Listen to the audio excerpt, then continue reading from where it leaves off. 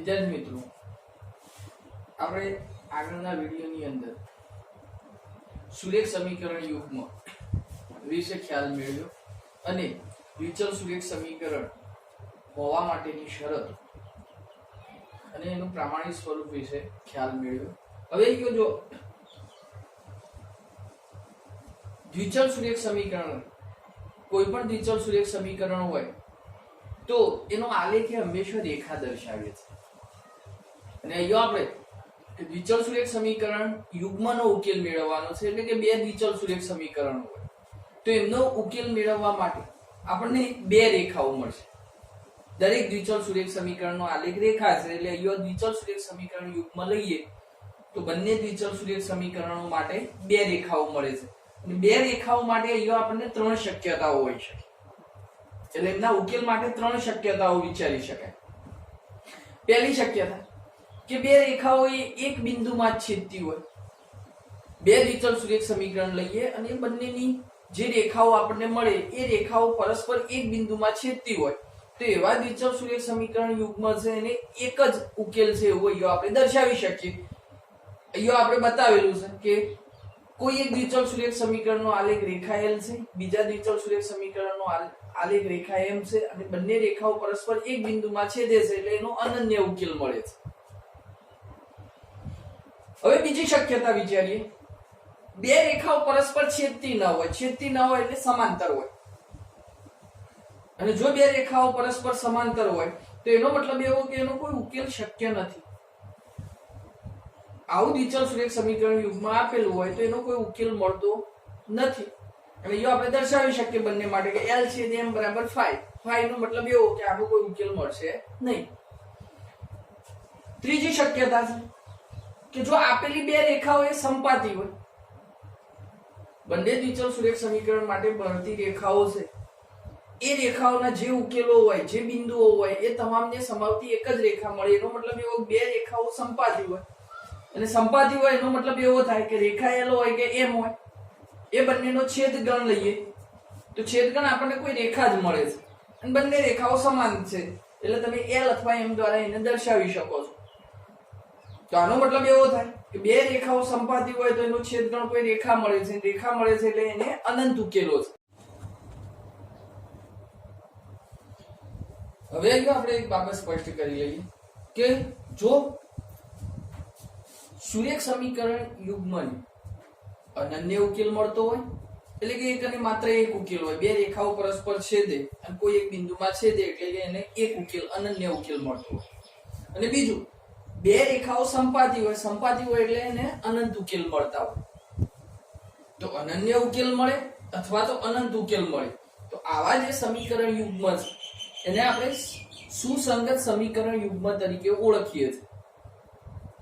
અને જો બે રેખાઓ પરસ્પર છેદતી ન હોય એનો ઉકેલ ગણ આપણને ખાલી ગણ મળતો હોય તો એવા જે સમીકરણ યુગ્મ મળશે એને આપણે અસંગત સમીકરણ યુગ્મ કહીએ છીએ. અથવા તો એવું પણ કહી શકાય કે આવા સમીકરણ યુગ્મ છે સુસંગત નથી. જો બે રેખાઓ એનો છેદગણ એ એક જ રેખા મળતી હોય એને અનંત ઉકેલ મળતા હોય, બંને રેખાઓ એકબીજા ઉપર સંપાતી હોય અને અનંત ઉકેલ ગણ ધરાવતી હોય તો આવું જે સમીકરણ યુગ્મ છે એને આપણે અવલંબી સમીકરણ યુગ્મ તરીકે ઓળખીએ છીએ. એટલે એ એક બાબત સ્પષ્ટ કરી દેવાની છે કે અનન્ય ઉકેલ હોય કે અનંત ઉકેલ હોય એ સુસંગત સમીકરણ યુગ્મ છે.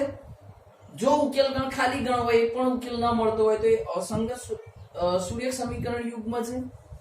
અને જો અનંત ઉકેલ મળતા હોય, તમામે તમામ અનંત ઉકેલોને સમાવતી એક રેખા મળતી હોય અને ઉકેલ અનંત ગણ હોય તો આવા સમીકરણ યુગ્મ છે અવલંબી સુરેખ સમીકરણ યુગ્મ તરીકે ઓળખાય છે.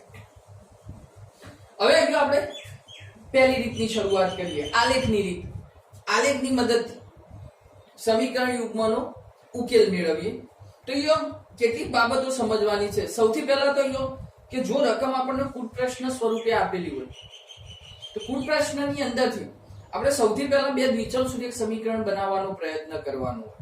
અને દ્વિચલ સુરેખ સમીકરણ બનાવવા માટે શું કરીશું તો રકમની અંદર તમારે સૌથી પહેલા જોઈ લેવાનું કે શું શોધવાનું છે.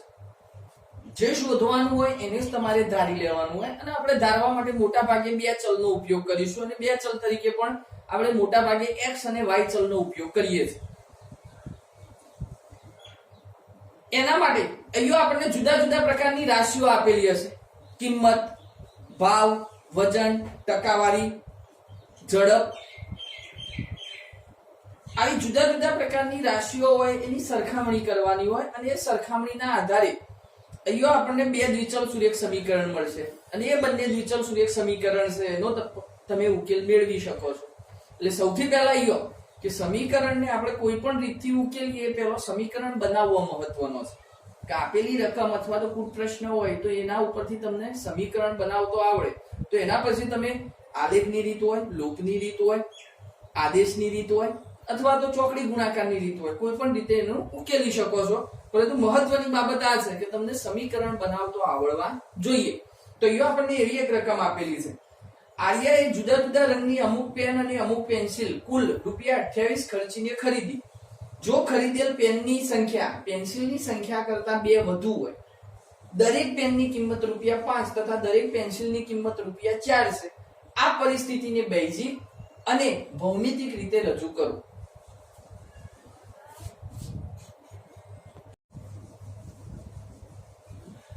આગળની રકમ મુજબ કે અહીંયા આપણે જે શોધવાનું છે અહીંયા ધારવાનું છે.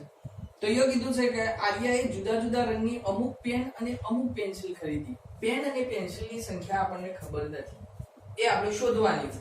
તો અહીંયા આપણે ધારી લઈએ કે ધારો કે પેનની સંખ્યા એ x છે અને પેન્સિલની સંખ્યા એ y છે.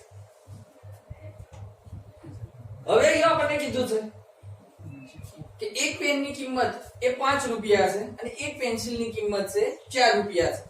જો તમે x પેન ખરીદતા હોય અને એક પેનની કિંમત ₹5 હોય તો એની કુલ કિંમત કેટલી થશે? 5x. અને y પેન્સિલ ખરીદતા હોય અને એક પેન્સિલની કિંમત ₹4 હોય તો પેન્સિલની કિંમત થશે 4y. અને એ બંનેની કુલ કિંમત કેટલી છે? પેન્સિલ અને પેન એ બંનેની ખરીદી કરવામાં આવે ત્યારે કુલ રકમ આપણને કેટલી મળે છે? ₹28. તો એનો મતલબ એવો કે ₹5 વાળી x પેન્સિલ ખરીદો તો એની કિંમત 5x થશે.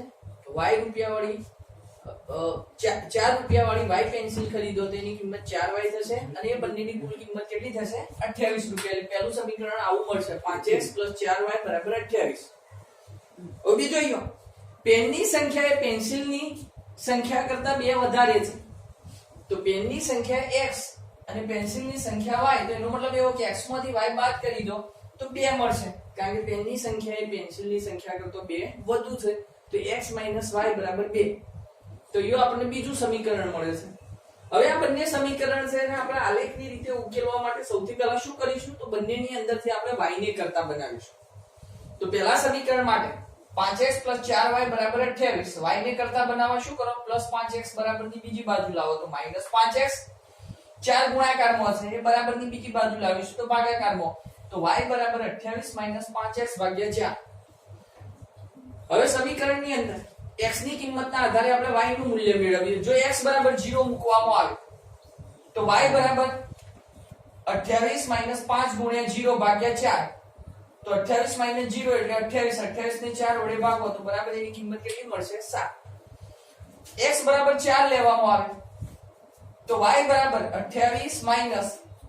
x ની જગ્યાએ આપણે 4 મૂકીએ તો 28 - 5 × 4 એટલે 20. 28 માંથી 20 બાદ કરો અને એને 4 વડે ભાગો એટલે 8 / 4 = 2. તો x ના આધારે y ના મૂલ્ય જો x = 0 લેવામાં આવે તો એના આધારે y નું મૂલ્ય આપણને 7 મળે છે અને x નું મૂલ્ય 4 લેવામાં આવે તો એના આધારે y નું મૂલ્ય આપણને 2 મળે છે. ચલો આ જ પ્રમાણે બીજા સમીકરણની અંદર x - y = 2 એની અંદર y ને કરતા બનાવીએ તો -y બરાબરની બીજી બાજુ લઈ જઈએ +2 બરાબરની આ બાજુ લાવીએ તો x - 2 = y એટલે y બરાબર આપણે x - 2 લખી શકીએ. તો એની અંદર જો x = 2 મૂકવામાં આવે તો x = 2 મૂકતા y ની કિંમત શું થશે? તો x - 2 એટલે 2 - 2 = 0. અને જો x = 3 મૂકવામાં આવે તો y ની કિંમત શું થશે? x ની જગ્યાએ 3 મૂકો તો 3 - 2 = 1. x = 4 મૂકવામાં આવે તો y = 4 - 2 = 2. એટલે x ની કિંમત 2 હોય ત્યારે y ની કિંમત 0 x ની કિંમત 3 હોય ત્યારે y ની કિંમત 1, x ની કિંમત 4 હોય ત્યારે y ની કિંમત 2. તો અહીંયા આપણને બંને સમીકરણો માટે x અને એને અનુરૂપ y નું મૂલ્ય મળે છે. હવે આ મૂલ્યો છે બંને સમીકરણના મૂલ્યો છે આપણે આલેખની અંદર દર્શાવ્યું. તો આલેખની અંદર પહેલો યો કયું ક્રમયુક્ત જોડ દર્શાવવાની થશે 0 7, x અક્ષ ઉપર 0 હોય ત્યારે y અક્ષ ઉપર 7 એટલે 0 7. અને બીજું 4 2, x અક્ષ ઉપર 4 હોય ત્યારે y અક્ષ ઉપર 2. આ બંને ક્રમયુક્ત જોડમાંથી પસાર થતી રેખા દર્શાવો અને એ રેખા છે કઈ છે 5x + 4y = 28. બીજા સમીકરણ માટે પહેલી ક્રમયુક્ત જોડ 2 0, એ x અક્ષ ઉપર આવશે 2 ત્યારે y આમનું મૂલ્ય 0. 3 1 તો x અક્ષ ઉપર 3 ત્યારે y અક્ષ ઉપર 1. અને 4 2 અહીંયા આપણે આગળનામાં દર્શાવ્યા છે. અને અહીંયા એક બાબત યાદ રાખો કે બંનેની અંદર જે સામાન્ય ક્રમયુક્ત જોડ આવતી હોય એ જ એનો ઉકેલ હોય. તો અહીંયા જો એના માટે પણ રેખા દોરવામાં આવે તો બંને રેખાઓ કયા બિંદુમાં છેદે છે 4 2 ની અંદર. ક્રમયુક્ત જોડ 4 2 ની અંદર છેદે છે. તો એનો મતલબ એવો થાય કે આ બંને સમીકરણ યુગ્મ છે એને અનન્ય ઉકેલ મળે છે. બંને એક બિંદુમાં છેદે છે અને જે બિંદુમાં છેદે છે એ એનો ઉકેલ છે. તો સમીકરણ યુગ્મનો ઉકેલ શું થશે? ક્રમયુક્ત જોડમાં xy = 4 2.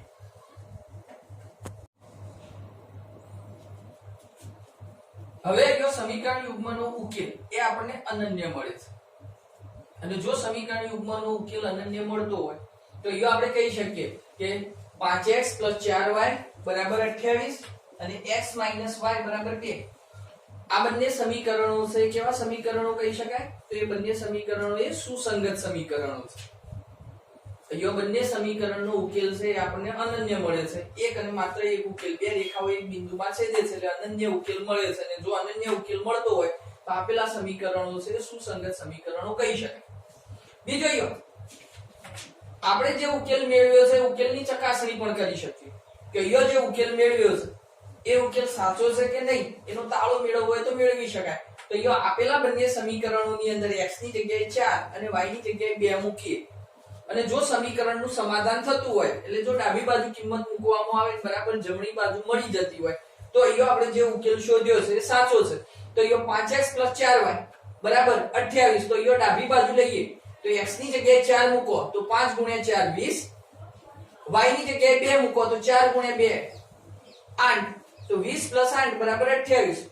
તો x અને y નું મૂલ્ય મૂકવામાં આવે ડાબી બાજુએ તો બરાબર જમણી બાજુ મળે છે. એ જ રીતે બીજા સમીકરણની અંદર x ની જગ્યાએ 4 અને y ની જગ્યાએ 2 મૂકશો તો 4 - 2 = 2 આપણને મળશે. તો આનો મતલબ એવો થયો કે તમે સમીકરણ યુગ્મનો ઉકેલ શોધ્યા પછી એની ચકાસણી પણ કરી શકો છો.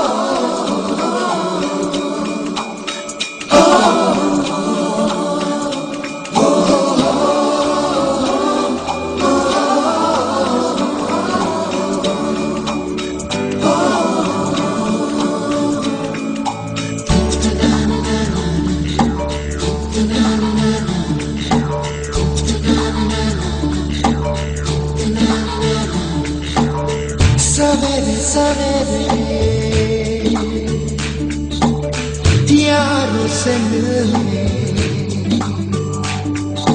बन ठन के निकले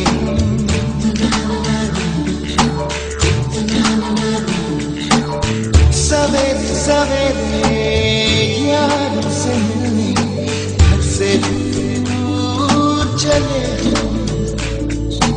रोके से ना रुके हम मर्जी से चले हम बादल सा गरजे हम सावन सा बरसे सूरज सा चमके हम